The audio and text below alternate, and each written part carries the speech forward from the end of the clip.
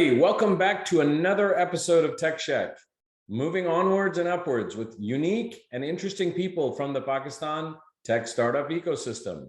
And today we have with us another unique and prolific person that I met recently, Zari Zahra, the Chief Product Officer and co-founder of Spekit.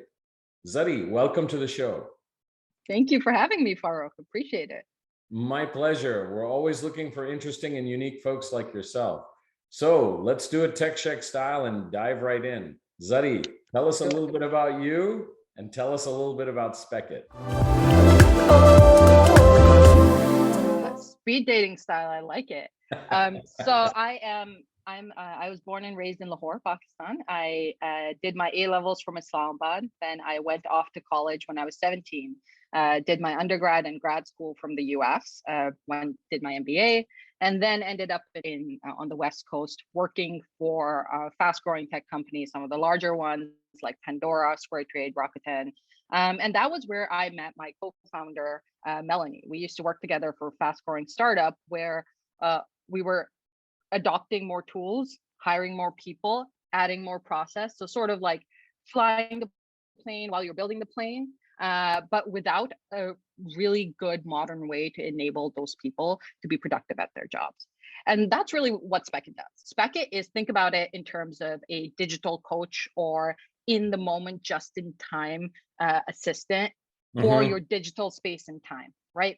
So if you think about your computer and all the apps you use at work as like your digital world, Spekit is that layer of knowledge that is contextually delivered to you based on where you are, what you're doing, and helps people be more productive at their jobs. Specifically, we focus on like sales success teams that need to get their teams up and running, ramped up faster, need changes and processes to be adopted.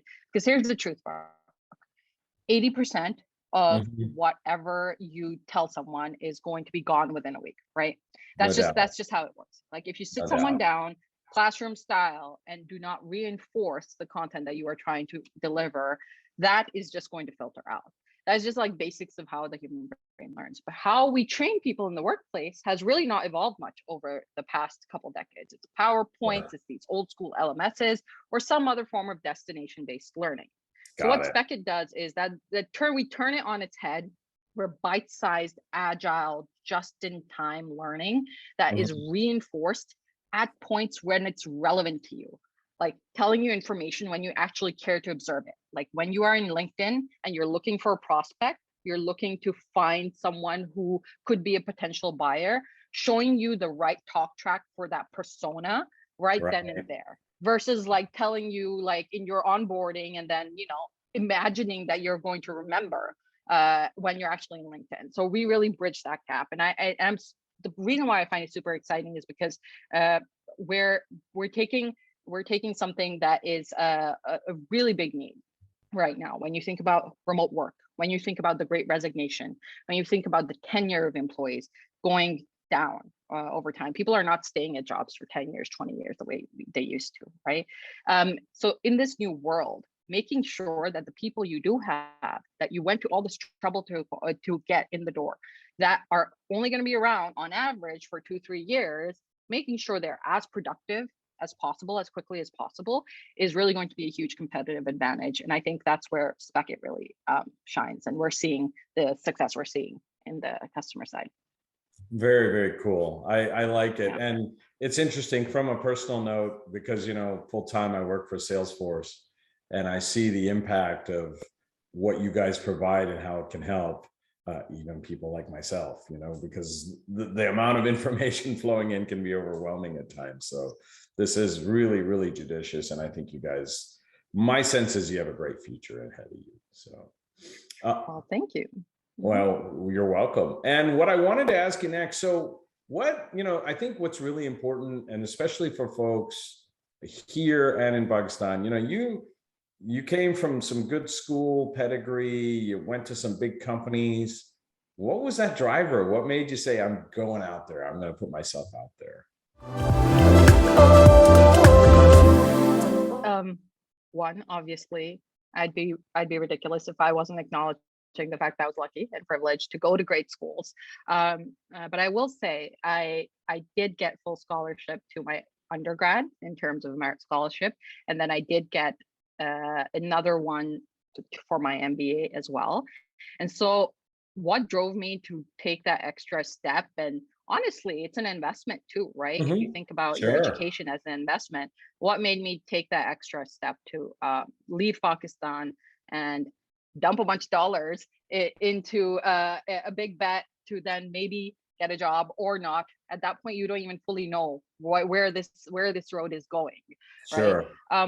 I think part of it was a desire to explore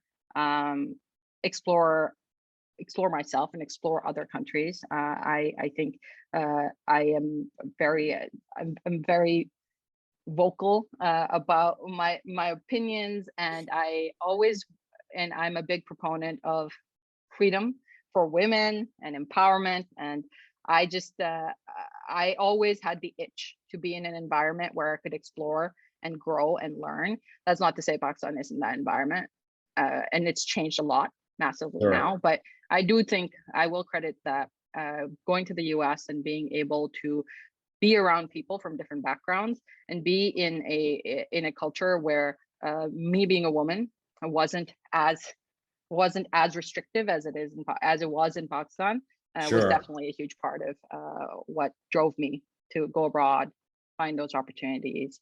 But as I grew older, I realized, and especially now, I realized you can do the same here, which in different ways, right? And I would love for other people, and especially other women, to have the same opportunities, not have to go to the valley to actually meet people, raise money, have startups. I feel like, especially post-COVID, we're sitting on a real opportunity to bring a lot of those dollars, that talent, and really that opportunity and the freedom that brings back to Pakistan, so that you don't need to run from home, which we see in a lot of expat circles, to find that freedom, that fulfillment, that success.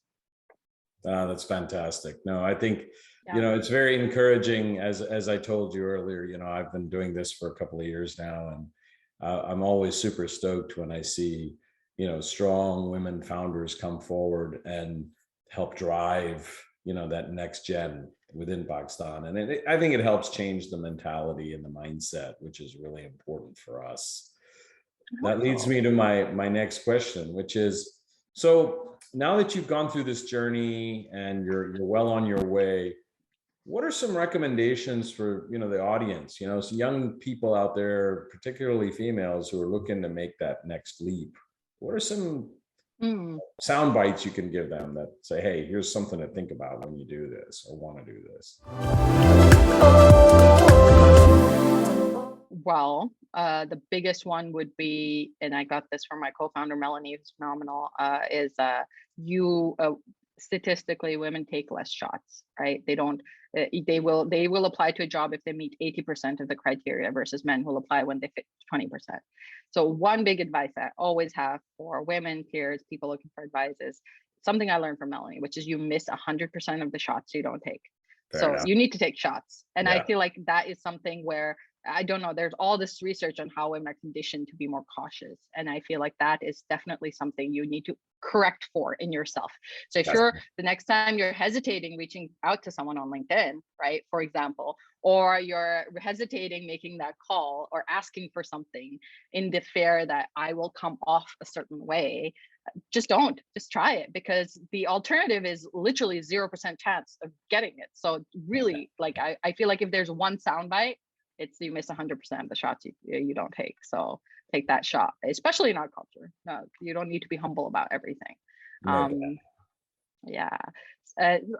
things that I feel like I've learned is I think finding a co-founder, for me in particular, in terms of accountability, in terms of just motivation, and what kept me driven throughout the journey, is just having a co-founder and a partner, really, because it's a huge endeavor. It takes over your life, more or less, right, to a large extent. And that having that co-founder and the right person there and investing in that relationship, I think is super important. But then also, this is an emotional game, because you're going to lose customers, you're going to lose deals, you're going to hear no from investors. You're just going to you're going to go through, you're going to go through all these stages of disappointment, and then followed by really high highs. And so if you don't learn along the way to emotionally regulate yourself, you're not going to be able to go through it and survive. So I feel like at a personal level, that's something to always keep an eye out for, and surround yourself with the support system that you need to keep it going.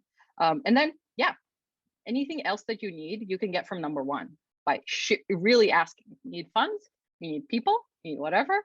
If you don't ask, that like you're not going to get anywhere. So ask, right? I think that is that's awesome. That would be mine. That's great. No, I really appreciate that. And I think that's going to be helpful for people out there. And I'm right there with you because I'm a sales guy, so I know exactly what you mean. And you know, that's you right. Don't get, yeah. That's right. That's right. That's awesome. Well, as you know, Zari, we try to keep these short and sweet. Last question. Anything from the diaspora, any asks or wants from the audience or people here in North America? In particular, I think being able to create more forums such as this, and really honestly encouraging, I would say, the next generation and even the current generation to cross over. We have a massive shortage of technical talent. We all see it around us, right? Sure. And so selfishly as an employer, but also as a Pakistani American, but I think one thing that I think goes under, even now, under discussed, under evangelized, under supported, is how do we get more women into STEM in Pakistan, and how do we get the women that are existing in STEM up front and center into engineering and engineering leadership roles. Same on the technologist side. There is a huge need, and we know that the talent is out there, but I don't think that there's enough platforms or forums to connect the two. And so I feel like that is something that the diaspora can definitely help with. And yeah, that would be my one thing. Great. No, that's awesome. Yeah. And I think you see a lot of these non-concentrated efforts, kind of like TechSheck, and we're trying, and we're just trying to get to that audience. But we do appreciate the support. You coming on the show is a big plus, and that helps us start. We'll get you more women coming on the show. I am looking forward to that. I line them up because that's what we're trying to do here. In any case, absolutely. Zari, I wanted to thank you very much for being on the show and taking the time out. I know you're extremely busy, so thank you. It's my pleasure. Thank you for having me. My pleasure. And to our audience, as you can see, we continue to bring you unique, interesting stories. Please continue to like, share, and subscribe us. I'm not TikTok. I don't want to be TikTok, guys, but you can learn something from here. So please. And last but not least, like Zari just mentioned, send me candidates. We always want to hear from unique and interesting people. And with that, I bid you all Allah Hafiz.